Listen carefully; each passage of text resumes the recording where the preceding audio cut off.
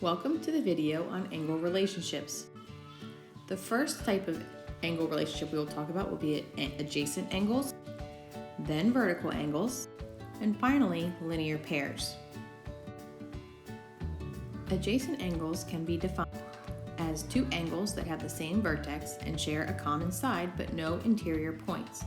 We will use the diagram to the right to explain or give examples of adjacent angles.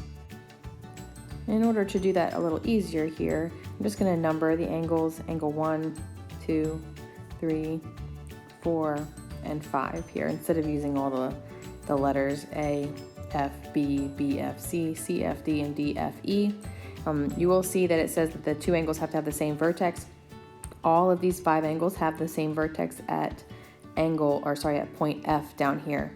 But they're not all adjacent angles because they're not all sharing a common side.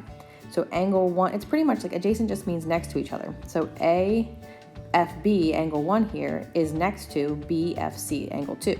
So angle 1 and angle 2 are adjacent angles. Angle 2 and angle 3 are adjacent angles, but angle 1 and angle 3 are not adjacent because they don't share a common side. There's angle 2 in between them. So they are not next to each other, they're not touching each other. Angle 1 and 3 are not adjacent angles. 3 and 4 are adjacent angles, 4 and 5 are adjacent, and 5 and 1 are adjacent angles.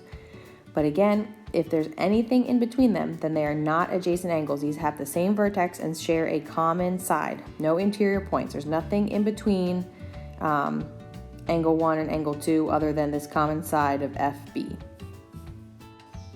Vertical angles can be defined as a pair of non-adjacent opposite angles formed when two lines intersect. We'll use that same diagram to find a pair of vertical angles.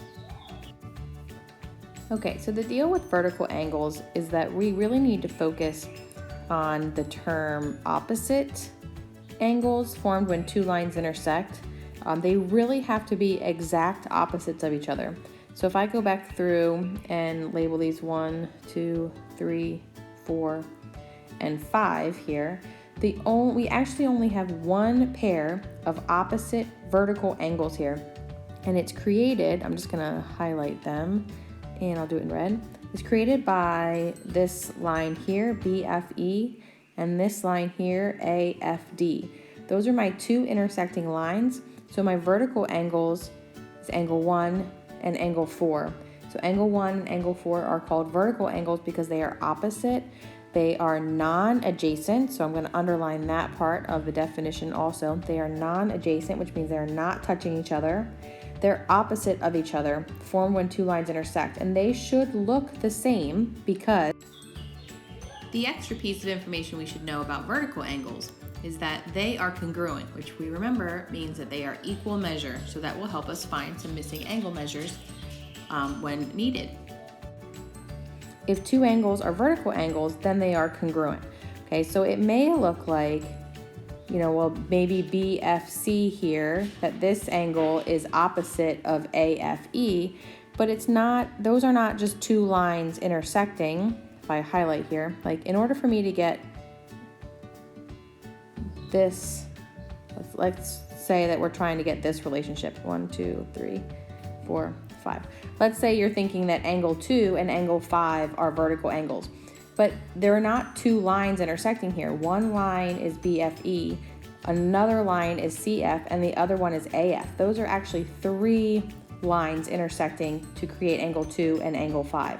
So they are not vertical angles. Again, the only ones that qualify in this diagram as vertical angles are 1 and 4, and if two angles are vertical angles, then they are congruent. A linear pair can be defined as two adjacent angles that form a straight line. And what do we know about the angle measure of a line? They all add up to 180 degrees. All lines are 180 degrees, so we'll be able to use that to find missing angle measures also. But we'll use the same diagram here on the right to find linear pairs. Much like our vertical angles, in this diagram, there's only one pair of adjacent angles, one pair of a linear pair that represents adding up to be a straight line, and that's angle 4 and angle 5. They are adding up to be this straight line here, D. Oh, actually doing that reminds me, figures out there's actually two of them. 1 and 5, let me grab a different color here, create the angle or the line BFE. So angles 1 and 5 are linear pairs because they create a line, and angles 4 and 5 are a linear pair because they create a line. Now technically we could also discuss the fact that angle 2, 3, and 4 all add up to be 180 degrees, and I would agree with you. BFE on the left side is angle 1 and 5 together, but since it's only two of them, we can call them a linear pair. There's just no special name for the fact that 2, 3, and 4 would also add up to be 180 degrees because it's just like, a linear trio. There's just no name for that, but they do create a line, but it's just not called a linear pair. Same thing for 1, 2, and 3. They also create a line, but there's just 3 of them, so we're not calling them a linear pair. Technically 4 and 5 and angles 1 and 5 are the only linear pairs in this diagram.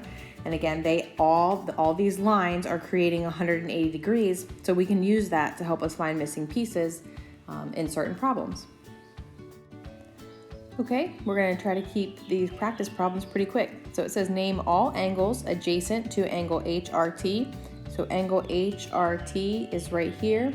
The angles adjacent to that would be the ones touching it. So it's ORH, let me write that down, angle ORH. And then on the other side, so HRT is here, ORH sharing that RH side, but the other one is TRK because they're sharing that RT side. So an angle, and I'll just name it KRT actually, KRT. Those are the only angles that are adjacent to HRT because those are the only two angles that are touching it. Number 2, name the angles that form the linear pair with VRO. Let me get rid of this red markings here first. We'll use blue this time. So name the angles that are linear pair with VRO. Well, VRO is right there, and it just should be one angle. I know that there are 2 angles here that look like are needed to get the VRT, but we could just make it ORT. We'll skip over that ray RH there. So the angle that forms a linear pair with VRO is ORT, so angle ORT. There is not another one coming in this direction because we would need a line here. I know there's an adjacent angle over here, but ORK is not a line, so it's not forming a linear pair with VRO. The only one forming a linear pair is ORT, so we're skipping over that H there. Kind of combining the two questions together, looking again at HRT, but now instead of adjacent angles, we specifically need the linear pair. So the KRT is still going to be an answer here because HRK is a straight line. So angle KRT is a linear pair with HRT. But then the other one, the original ORH, is not a linear pair because it's not forming a line. So we're going to skip that O and go straight to the V because they're forming the line VRT. So the other angle that forms a linear pair with HRT is angle VRH. So linear pair, you're looking for the ones that create a line. Last question is naming a set of vertical angles. Looking at this diagram, there are only one set of vertical angles to choose from that create perfect opposite angles, and that's going to be right here, an angle 1 and an angle 2. So it's going to be angle VRK and angle HRT. So remember, they have to be directly opposite of each other, and they need to be creating only from 2 intersecting lines that are happening there. Here's another diagram with some practice problems. I'm not going to give the answers to these. You can go ahead and practice these. If you want me to check them, feel free to email me and I will see if you did it correctly or not, but I'm not going to go through them. Just make sure that you're very careful with how you're naming your angles and paying attention to linear pairs versus adjacent, and that the vertical angles need to be opposite from only 2 lines intersecting. Okay, so now we're really going to start using the properties of these angle relationships to help us find missing measures. So in this diagram, we're supposed to find the measures of angle A and angle B. And honestly, one of them, neither one is really difficult to find. I'm going to start with angle A mainly because those are vertical angles. The 60 degrees that I know, this is given to me, 60 degrees is given to me. I can say that the measure of angle A is equal to 60 degrees by vertical angles. Okay, they're vertical angles, and as we discussed earlier, that means that they're congruent, which means they have the same measure. So the measure of angle A is 60 degrees. Now that I know that, and even so, I wouldn't use angle A to find angle B just in case we got angle A wrong, but using angle B, or to find angle B, I can use the fact that this is a linear pair. So I can say, well, B plus 60 is equal to 180 degrees because that's how many degrees are in a line. So angle B over here, angle B plus the 60 degrees is going to create that 180 degree line. So I can use that to subtract 60 from both sides and find that the measure of angle B is equal to 120 degrees, and we have found both missing angles.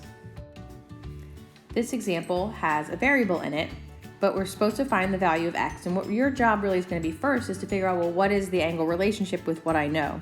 And in looking here, the 93 and then the 3x plus 18, these two angles together are creating a line. So together, this one plus this one is creating a line of 180 degrees.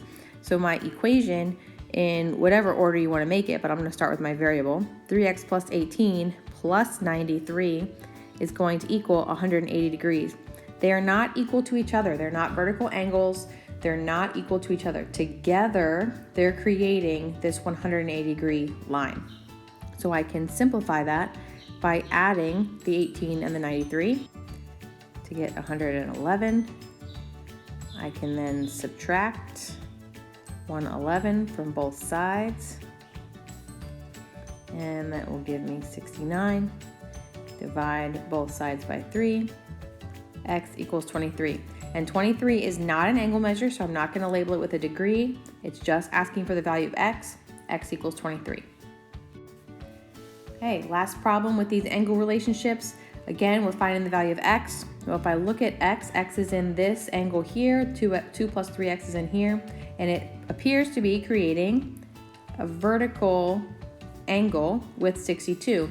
It's opposite of the angles created with the two intersecting lines. So they are vertical angles, which means I can set them equal to each other. So 2 plus 3x equals 62.